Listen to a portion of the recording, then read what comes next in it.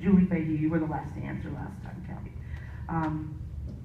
Governor Brown has initiated the Cleaner Air Oregon process, the goal of which is to regulate industrial air pollution to protect human health. West Eugene has a significant air toxics problem because of polluting industries, mostly related to the wood products industry. How will you support or oppose new and more stringent regulations for polluting industries?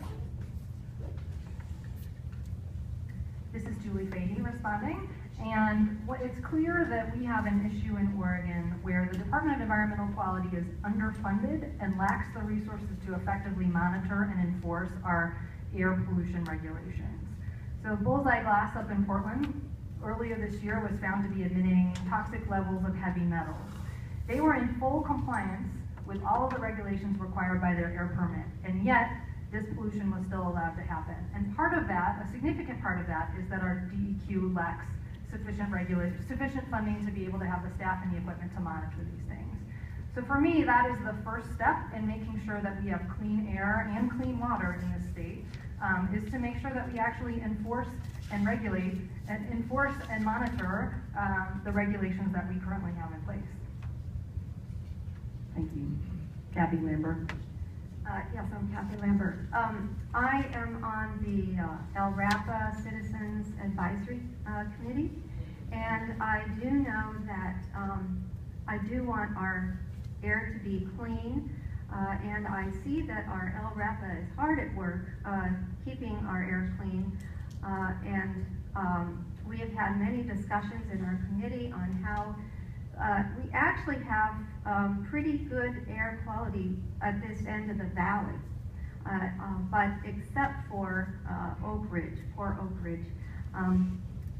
But the things that LRAPA has been doing that I would continue to support legislatively is to work on voluntary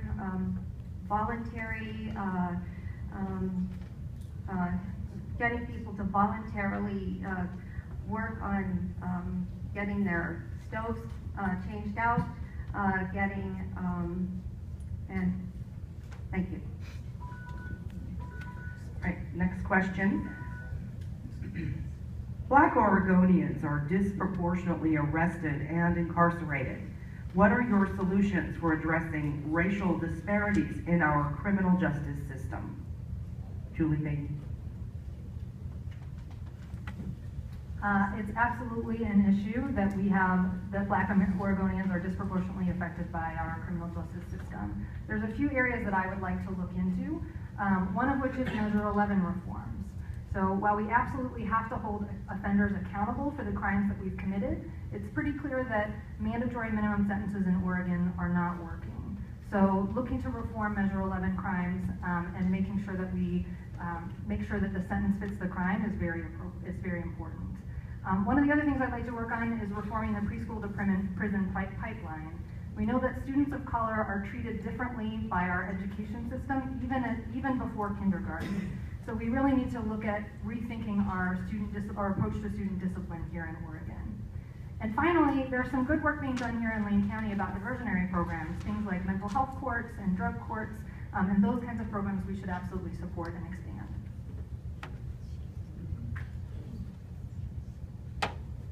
I'm Kathy Lambert, and our legislature in 2015 passed a racial profiling bill, but I want to say that that legislation does not build bridges. People build bridges. And I think that our law enforcement should be facilitated and supported, encouraged to build those bridges with our communities, just like the Coffee with a Cop.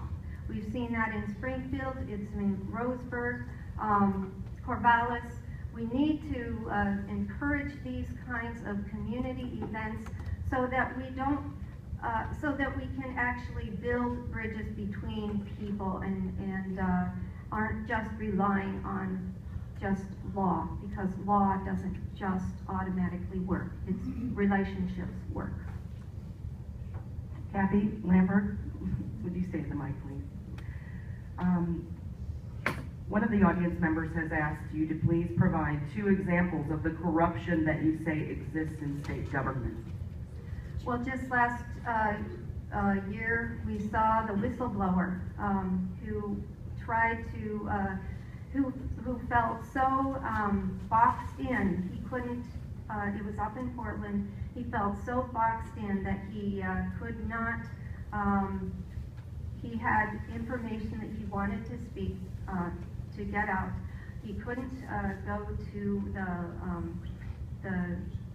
he couldn't go to the governor, he couldn't go to any of the administration, so he felt pushed to go to the Willamette Weekly. And after he went to the Willamette Weekly, we saw that the administration was putting pressure on him to, and bringing charges against him, and we ended up having to pay a fine for that. And so that is, I got through one example. Okay. This is a follow-up for both of you, but we'll start with Julie Fahey. If you had a magic wand that would enable you to unilaterally, unilaterally change state policy, what is the first policy that you would change? This is Julie Fahey answering your question. There are a lot of policies that I would change if I could unilaterally wave a magic wand. I think our revenue system is probably the first thing that I would wave a magic wand. We have been trying for years to have comprehensive revenue reform here in this state, and the legislature has not been able to get it done. And we need to make sure that our system provides adequate revenue so that we can run our government and provide the services that people need. So Magic Wand absolutely would make sure we have a balanced revenue system where individuals and corporations pay their fair share. Kathy? The policy that I would like to wave a magic wand on would be that minimum wage, the radical minimum wage that was forced on us over the last short session. You know, I want our employees to get paid as much as they possibly can and to have a good life, but what we have just done is locked our young people right out of the workforce. And we've ended up with this sophisticated, multi-tiered minimum wage that if you live in Portland, you make and do the same job as somebody living in Roseburg, you make dramatically a different wage, but doing the same job. It makes a mess out of our state, and that's one more example of something that is punishing our businesses and driving people out of the state. Thank you. This is a question about high school graduation rates. Oregon's high school graduation rate is one of the lowest in the country and one of few states with a growing achievement gap for low income. What would you do to fix this? Let's start with you, Julie Fahey. Well, it's clear that our high school graduation rate is one of the most important challenges facing our education system today. I have always approached education policy in a very research-based way, so I think that the thing we need to do is to look at the factors that we know influence high school graduation rates in this state. There's 3 things that I would want to work on. 1 would be career and technical education programs, 2, reading proficiency by 3rd grade, and 3, reducing absenteeism. We know that, as I mentioned in my opening statement, for career and technical programs, all the students that go through those programs are significantly more likely to graduate from high school. And in terms of reading by 3rd grade, kids who are not reading on grade level by that point are much less likely to graduate. So it really highlights the importance of early learning programs and of small class sizes in those early grades.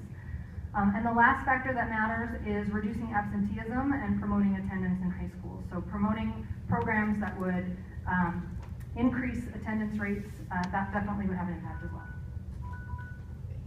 Kathy Lambert. The one thing that I would start with is absenteeism. Now, I talked to North Eugene High School teacher the other day, and he was talking about how the students in some of his classes couldn't make it to school on time. And what he discovered is that some of the families don't even have cars to drive their kids to school. And you know what that's telling me is that our absenteeism is being driven by poverty. And once again, we need to change our direction on how we are approaching poverty. We have got to make Oregon more business friendly.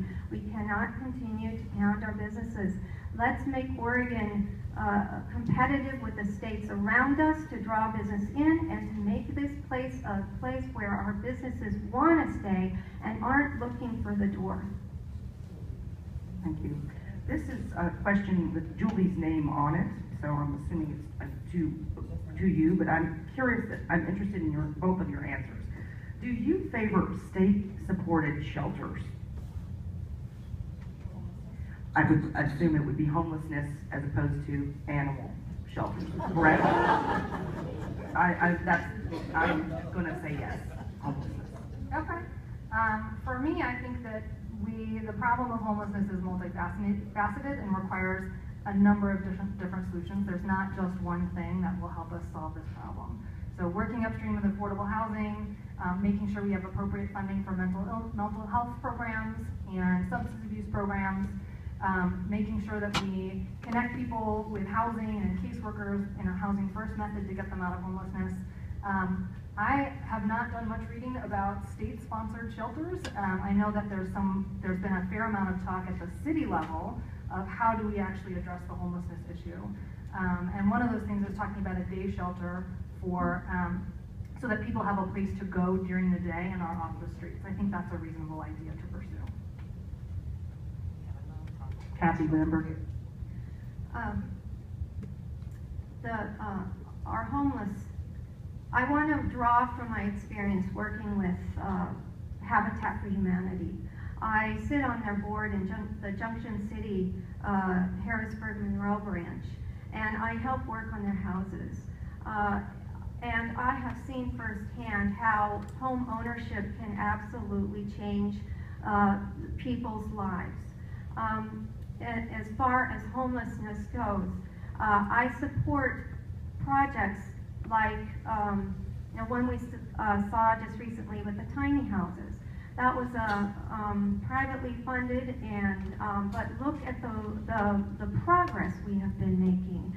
And Habitat for Humanity as well is funded by donations, and we make wonderful changes in people's lives that are lifelong.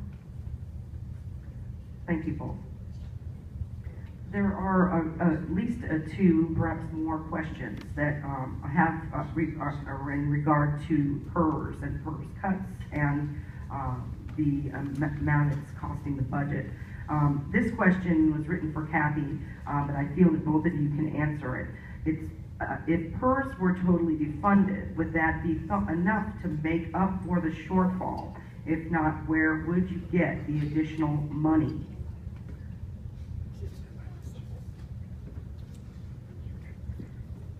That is a question that is going to have to be answered by a bipartisan workforce. This problem is going to be solved in stages. This problem, there's no magic bullet for this.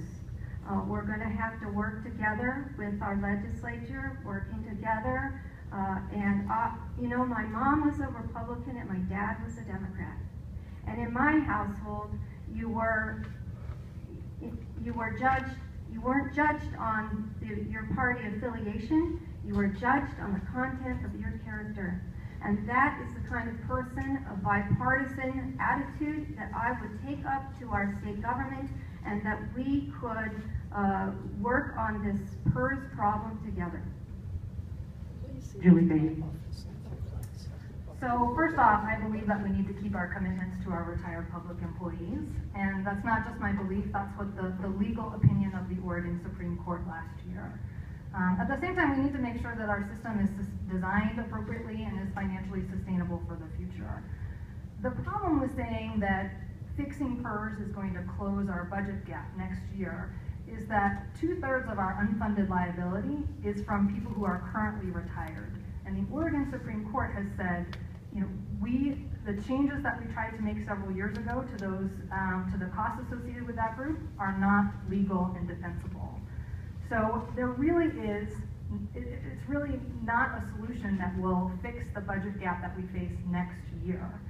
That being said, I am open to possible solutions, and the PERS board and its staff has solutions that are both legally defensible and will actually save a substantial amount of money. I'm open to considering those changes. Thank you.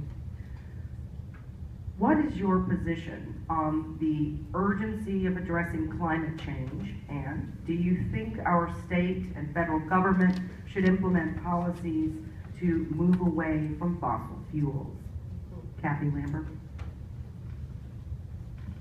I think we need to approach this, the climate change issue with balance and even-handedness, because we have to make sure that we balance livability in Oregon with without bankrupting ourselves. And we just saw recently our legislature push through a fuel carbons bill, fuel carbons standard, and it's raising our price at the gas tank, but there is not one dime of that money that we're paying at the gas tank that is being paid for roads, for our bridges, or to fix one pothole. But our families are paying at the pump anyway, and we don't have a transportation bill. We have absolutely got to bring an even-handed, common sense approach to this climate change issue. This is Julie Fahey. I think climate change is one of the most important issues that we face as mankind today. And even though, you know, Oregon is just a small piece of the overall puzzle for a global problem, we have an obligation to do what we can to address it. The legislature has already made some significant progress on this issue earlier this year with the Coal to Clean bill, which says that we'll be off coal by 2030 in our power supply, and that by 2040, 50% of our energy needs to come from renewable sources. I think that was a great piece of legislation, but I do think that there's more that we need to do. We as Oregonians can be a model for other states, as we have been with so much of our legislation in the past few years. And we have a responsibility to do what we can to address climate change. Thank you. In recent years, we've seen some states pass right-to-work laws. Do you support right-to-work laws? Do you support union organizing?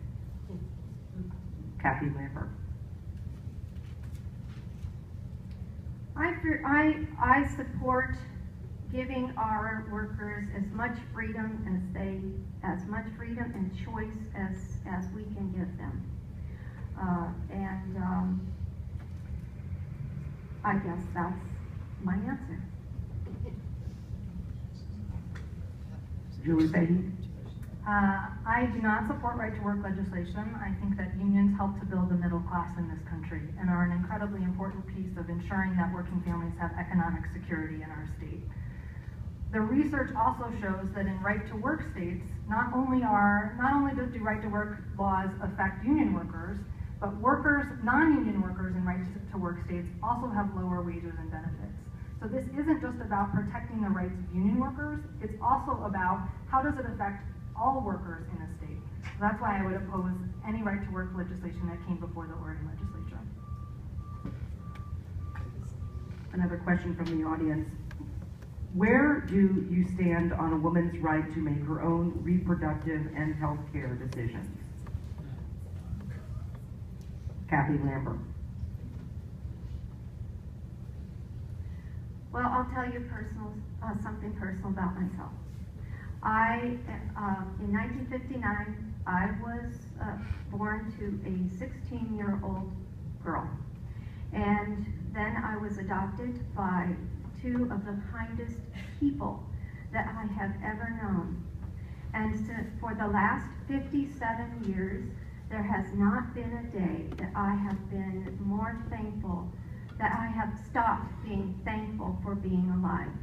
I want to, as a legislator, I want to work at supporting or supporting adoption issues and to bring those to make sure that our young women who are in crisis have a full choice before them as they have to make a huge decision in their life. Ms. Lambert, I'm sorry. So with regard to reproductive rights, and I'm assuming that this could transcend into the option of choice, can you elaborate? You say you support adoption, and would you go further with regard to this question? What do you mean? Reproductive rights and a woman's right to choose. Do you have a stance? I think women should have a right to choose of adoption if they want to, and I want to make sure that women have an opportunity, an equal opportunity to understand all the options that they have, because I don't think that I don't think our young women are really being informed of all the options available to them. Julie Fahey? I think a woman's economic future and economic security is so dependent on her ability to choose when and how she starts a family, and that politicians should have no place and no say in that decision. So I fully support making sure that Oregon's women have access to affordable reproductive health care, including the full range of reproductive health options. I mentioned I grew up in a small town, and in my small town we had abstinence-only education in my high school and no clinic of any kind. So the pregnancy rate in my graduating class was over 10% of the women in my class. So I know what effect that has on people's lives. And I will work as a legislature to make sure that birth control, reproductive health rights, comprehensive sex education, all of these things are accessible to Oregon's women. Thank you. And due to time, this will be the last question from the audience. Who do you support for president and why? Kathy Lambert. Well, there is no doubt that this presidential race is highly controversial. And I have walked over 11,000 doors and talked to many people, and the one thing that I come away with is there are two camps. There are two camps out there, and there's no middle ground. And both of the camps, neither of the camps can understand how the other camp can possibly support the candidate that they do. But you know, I just try to keep myself focused on the state's issues and why voters need to know what they want to know about me and what I can do to tell them about what I want to do in Salem. And that's what I continue to stay focused on. Julie Fahey. Well, I think it's important that we actually answer the questions that are posed to us in this forum today. The voters have a right to know where we stand on the issues facing the state of Oregon, and they have a right to know what our policies are. And so I'm supporting Hillary Clinton for president. I think she's a well-qualified and experienced candidate for president. Please. On the other side, we have Donald Trump, who is, in the last week has just shown to have a complete lack of respect for women. And in the last year and a half has been shown to have a complete lack of respect for Mexicans, immigrants, people of color, veterans, people with disabilities. It really, to me, it just shows that people who are not willing to take a stand and denounce that kind of rhetoric and denounce that kind of language, that tells me everything that I need to know about their values. Ms. Lambert, I'm going to give you an opportunity to follow up, either anything to say or with regard to this question. Thank you very much. First of all, I would like you all to remember I'm not a polished politician. I am a grassroots candidate. And in regard to this question, I saw that videotape of Donald Trump, and I was abhorred. I'm a woman myself. I hated the things that he said. But I'm finding that this is a distraction to my race. And I'm not sure if it's really entirely an honest discussion. What? And so I will stand by my original response that I'm focusing on my state race. All right, it's now time for closing statements, and we will go in the reverse order. So Kathy, if you don't mind, Sure. do you want to be at the podium or can you stand there? Sure, All right, it'll be 2 minutes.